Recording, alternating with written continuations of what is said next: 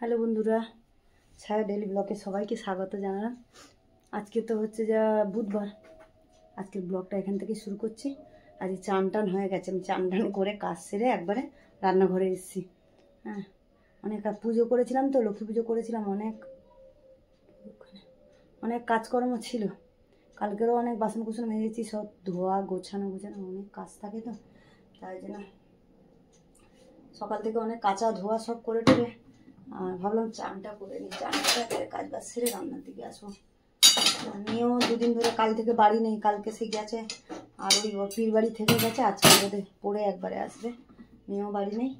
আর ছেলেকে ম্যাগি করে টিফিনে দিলাম, ম্যাগি খেয়ে নিল ছেলে, আর তোমাদের দাদাভাই বাইরে খেয়েছে, আমিও খেয়ে নিয়েছি। তাই চলো রান্না বসাচ্ছি। কী রান্না বসাচ্ছি আর বলি, রান্না বসাবো, এই যে তোমাদেরকে দেখাচ্ছি। দাঁড়া, চলো রান্না বসাবো। আজকে তো কড়া বসে, কড়াতে তেল দিয়ে দিলাম। এই যে গাঁটি কচু রান্না করব। ওই বাড়ি থেকে গাঁটি কচু দিয়ে গেছিলাম, তাই গাঁটি কচুটা রান্না করব। আর করব ট্যাংরা মাছ। এই যে ট্যাংরা মাছ ধুয়ে নুন হলুদ মাখিয়ে রেখেছি। তোমার দাদাভাই ট্যাংরা মাছ পেয়েছিল, তাই ট্যাংরা মাছ নিয়ে এসছে। এই যে ট্যাংরা মাছ করবো, আর গাঁটি কচু চিংড়ি মাছ দিয়ে করবো। এখানে চিংড়ি মাছ আছে, কারণ ট্যাংরা মাছটা বানাবো বেগুন দিয়ে বানাবো। বেগুন দিয়ে একটু পাতলা করে আর ধনে পাতা দিয়ে করবো। হ্যাঁ চলো, তেল তো গরম হয়ে গেছে এখানে। চলো তেল গরম হয়ে গেছে, বেগুনগুলো আমি একটু হালকা করে ভেজে নেব। হালকা করে তুলে নিই ভেজে, তারপরে মাছটা ভাজবো। বেগুনটা পোকা ছিল তাই বাদ দিয়ে দিই। একটা বেগুন ভালো ছিল আর একটা বেগুন একটু পোকা ছিল। চলো বেগুনে দিয়ে অল্প একটুখানি হলুদ দিয়ে দিচ্ছি, অল্প একটু নুন দিয়ে দেবো, দিয়ে হালকা করে একটু ভেজে নিই। অল্প একটু হলুদ দিয়ে দিলাম। বেগুনটা একটু ভাজা হোক। চলো বন্ধুরা, দেখো হালকা করে বেগুনটা ভেজে নিয়েছি, তুলে নিয়ে তেলেতেই মাছ ভেজে নিয়ে। চলো বন্ধুরা, বেগুনটা তো ভেজে তুলে নিলাম, এবারে মাছটা ভাজবো। মাছ এই মাছ না ফাটে, তাও আমি তেল মাখিয়ে নিয়েছি। ঢাকা দিয়ে দিতে হবে, নাহলে ফাট ফাট করে ফাটবে। ঢাকা দিয়ে দিলাম, একটুখানি ভাজা হোক, তারপরে গ্যাসটা কমিয়ে দিয়েছিলাম। চলো বন্ধুরা, মাছ দুটো উল্টে দিয়েছিলাম, ভাজা হয়ে গেছে। এটা তুলে নিয়ে বাকি মাছগুলো ভেজে হয়ে যাবে।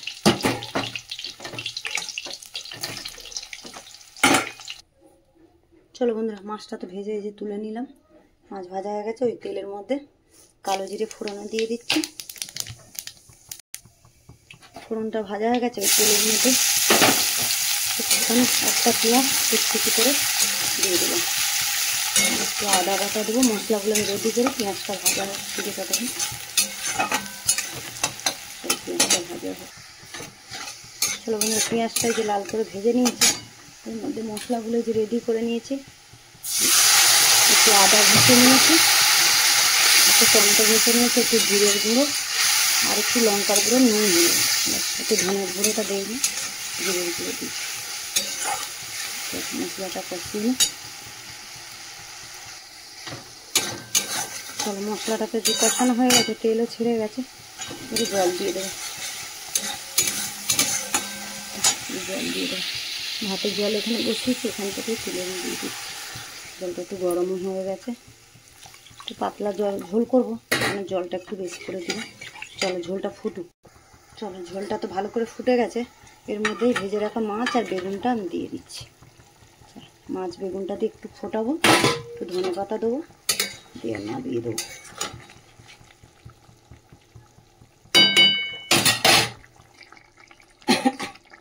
বন্ধুরা, মাছের ঝোল তো হয়ে গেছে, একটু ধনে পাতা দিয়ে আর না দিয়ে দেবো।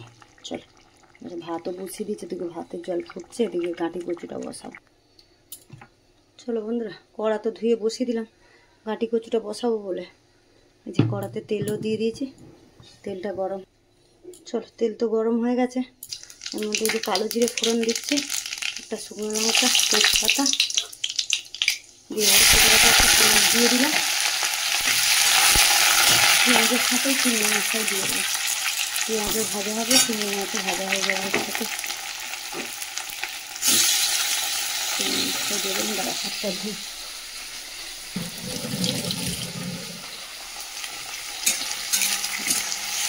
পেঁয়াজ আর চিংড়ি মাছটা একটু ভাজা হোক, তারপরে কচুটা আর আলুটা দিয়ে দেবো একসাথে। পেঁয়াজ আর চিংড়ি মাছ একটু হালকা করে ভেজে নিয়েছি, এর মধ্যেই যে আলু আর মাটি কচুটা দিয়ে দিলাম, এর সাথেই একসাথে ভাজবো।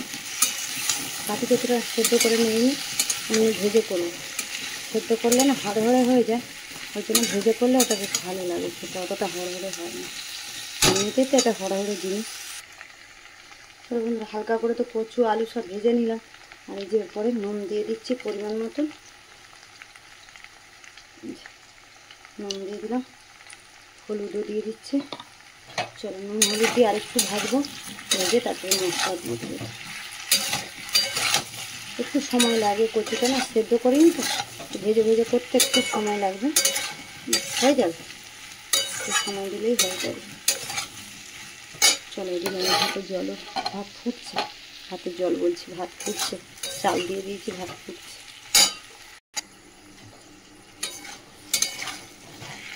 চলো বন্ধুরা কচু আলু সব তো ভালো করে ভেজে নিলাম, হয়ে গেছে। এবার মশলাটা দিয়ে দেবো, দিয়ে কষাবো একটু, তারপরে জল দেবো।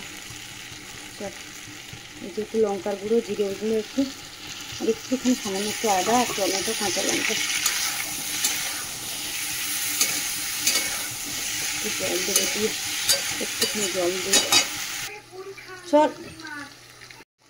চলো বন্ধুরা এটা তো কষানো হয়ে গেছে, এই যে জল দিয়ে দিচ্ছি অল্প করে, আর ওদিকে ভাতও হয়ে গেছে, ভাতের ফ্যানটা ঝাড়া, একটু জল দিয়ে দিলাম।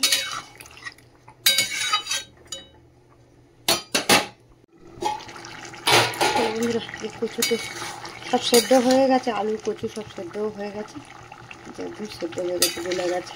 তো ঝোলটা টেনে যাক, একটু মিষ্টি দিয়ে দিই এর মধ্যে, একটুখানি মিষ্টি দিয়ে দিলাম, একটু গরম মশলা দেবো, বাস নামিয়ে দেবো, একটু ঝোলটা টানো। চলো বন্ধুরা এই যে গাটি কচু তো হয়ে গেছে, একটু গরম মশলা দিয়ে দিচ্ছি গুঁড়ো, দিয়ে আর নামিয়ে দেবো। চলো চলো বন্ধুরা রান্না বান্না সেরে আবার জামা কাপড় ধুলাম, ধুয়ে আর এই যে তোমার দাদুকে খেতে দেবো। এতে গরম গরম ভাত এখানে, আর গাঁটি কচু চিংড়ি মাছ দিয়ে এখানে করলাম তো দেখালাম, আর এখানে ট্যাংরা মাছ দিয়ে বেগুন দিয়ে করেছি। এখানে স্যালাডও নিয়ে নিয়েছি, যে শসা টমেটো পেঁয়াজ লেবু আছে কাঁচা লঙ্কা। চলো খাবারটা বেড়ে নেই, আর আজকের ব্লগটা এখানেই শেষ করছি, দেখা হচ্ছে পরের ব্লগে। চলো।